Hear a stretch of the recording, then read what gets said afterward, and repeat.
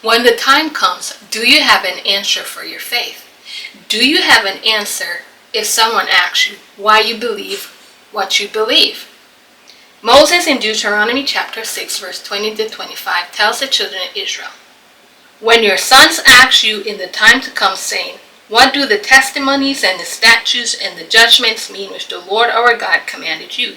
Then you shall say to your son, we were slaves in Egypt for Pharaoh, and the Lord brought us from Egypt with a mighty hand. Moreover, the Lord showed great and distressing signs and wonders before our eyes against Egypt, Pharaoh, and all his household.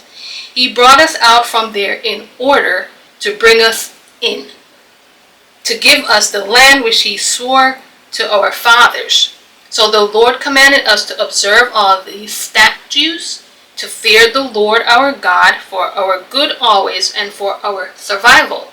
As it is today, it will be righteousness for us if we are careful to observe all this commandment before the Lord our God, just as he commands us." Here are the three things again that Moses commanded the children of Israel to tell their sons.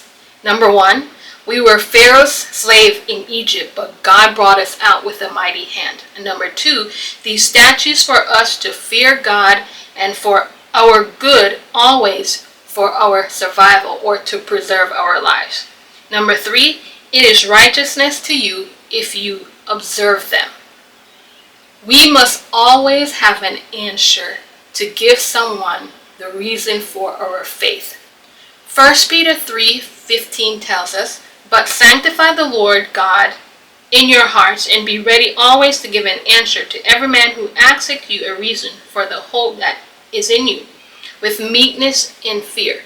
This entire chapter is about godly living. And when I think about what Moses told the children of Israel, it also reminds me of the story of Daniel and his three friends.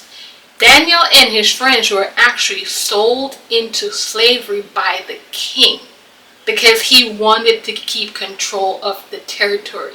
So he actually sold all these young men who the Bible said they were wise above all the other nations. And Daniel, when he got to Babylon, the Bible said he purposed in his heart not to defile himself with the delicacies of the king's table.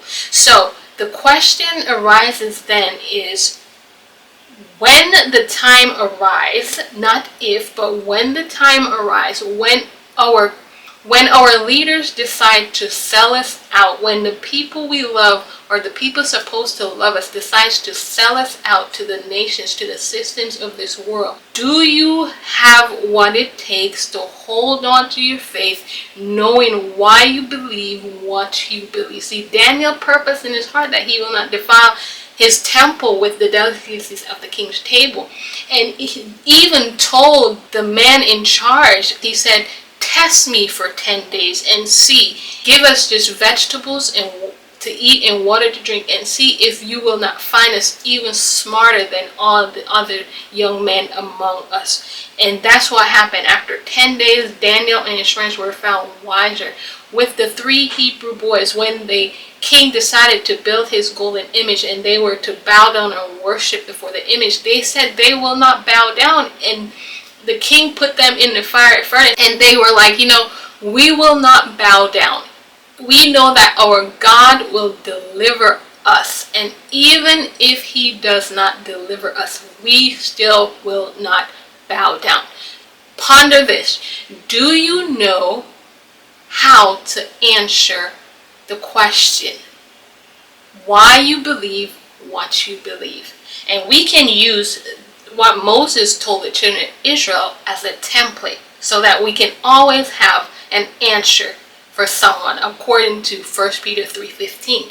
You can ask yourself, what or who was I to a slave to, and how did God deliver me? Number two, do I know the commands the Lord has given me to live for him, and so that my life can be preserved on earth? And number three, am I observing these commands in righteousness? See, we have to know that it is the righteousness of God that causes us to live this life on the earth. It is not we in ourselves. There's nothing we could boast about, but it is by the blood of Yeshua and the Spirit of the living God that empowers us to live and to walk according to God's commands and His word. So we have to know without a doubt what we believe and why we believe. So today I hope you guys will ponder this question and think about what it is that God did for you. How can you